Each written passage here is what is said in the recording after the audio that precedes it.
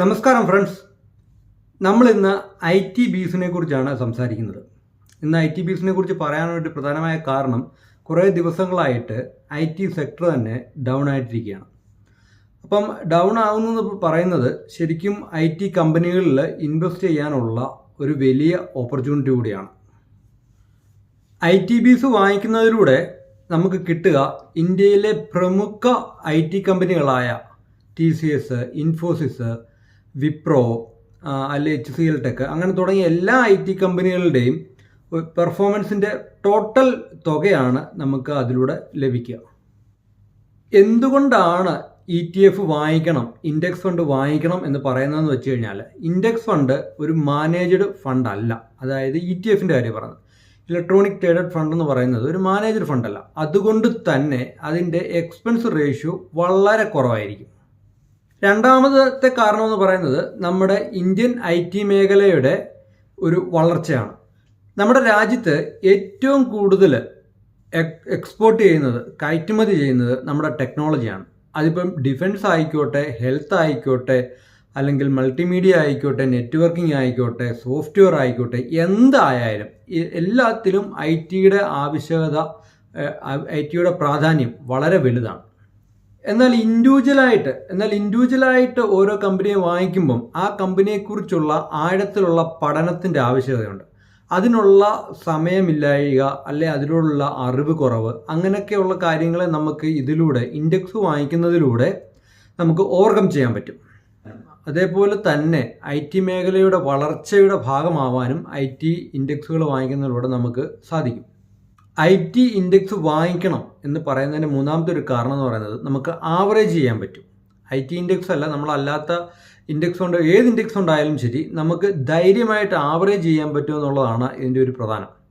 ഓരോ ഡിപ്പുകളും നമുക്ക് ഓരോ വലിയ ഓപ്പർച്യൂണിറ്റീസ് ആയിരിക്കും നമുക്ക് തരുന്നത്. ധൈര്യമായിട്ട് വീണ്ടും വീണ്ടും നമുക്കത് അക്യുമുലേറ്റ് ചെയ്യാൻ പറ്റും. അതേപോലെ തന്നെ വളരെ സുരക്ഷിതവുമായിരിക്കും. നമ്മൾ സെക്ടർ വൈസ് എന്തെങ്കിലും ഡിപ്പുകൾ ഉണ്ടായാൽ അതൊരു താൽക്കാലികമായ ഒരു ഡിപ്പായിട്ട് കണക്കാക്കുക. അതിനുശേഷം അതിൻ്റെ വളർച്ചയുടെ ഭാഗമാവാനും വലിയൊരു റിട്ടേൺ നമുക്ക് എടുക്കുന്നതിനും വളരെ സുരക്ഷിതമായിട്ട്, ആശങ്കയില്ലാതെ നമുക്ക് ചെയ്യാൻ കഴിയുന്ന ഒന്നാണ് ETF-കൾ. അതിൽ ഇപ്പോൾ പ്രധാനമായിട്ട് ഇൻവെസ്റ്റ് ചെയ്യാൻ പറ്റുന്നത് ITയുടെ ETF-കളിലാണ്.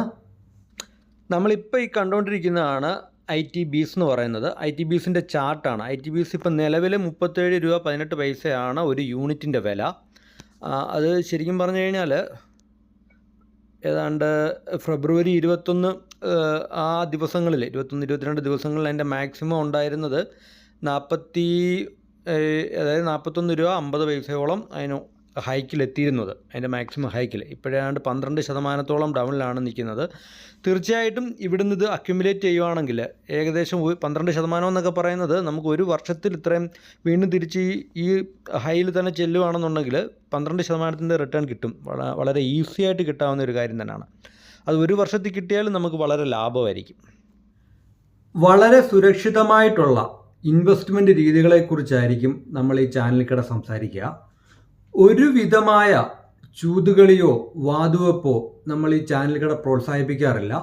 അതിനെക്കുറിച്ച് വ്യക്തമായ, ട്രേഡിങ്ങിനെ കുറിച്ച് വളരെ വ്യക്തമായിട്ടുള്ള വീഡിയോസ് നമ്മൾ നേരത്തെ ചെയ്തിട്ടുണ്ട്. ട്രേഡിങ് വളരെ അപകടമാണ്. കഴിവതും ഇൻട്രാഡേ ട്രേഡിങ് ഒഴിവാക്കാൻ വേണ്ടി നമ്മൾ പറയുന്നുണ്ട്. അതുകൊണ്ട് ഒരു രീതിയിലുള്ള വാതുവെപ്പുകൾക്കും ഗാംബ്ലിങ്ങുകൾക്കും ഇതേപോലെ ഇൻട്രാഡേ ട്രേഡിങ്ങുകൾക്കും ഒന്നും ചാനലോ അല്ലെ ഞാനോ ഉത്തരവാദിയായിരിക്കത്തില്ല. സ്റ്റാർ ഹെൽത്ത് ഇൻഷുറൻസിനെ കുറിച്ചോ, സ്റ്റോക്ക് മാർക്കറ്റിൽ ഇൻവെസ്റ്റ് ചെയ്യുന്നതിനെക്കുറിച്ചോ, അല്ലെങ്കിൽ റിലയൻസ് നിപ്പോണിൻ്റെ ഇൻഷുറൻസ് പ്ലാനുകൾ, റിട്ടയർമെൻറ്റ് പ്ലാനുകൾ, അതിനെക്കുറിച്ച് നിങ്ങൾക്ക് കൂടുതൽ അറിയണമെന്നുണ്ടെങ്കിൽ താഴെ കൊടുത്തിരിക്കുന്ന നമ്പറിൽ എന്നെ കോൺടാക്റ്റ് ചെയ്യാവുന്നതാണ്.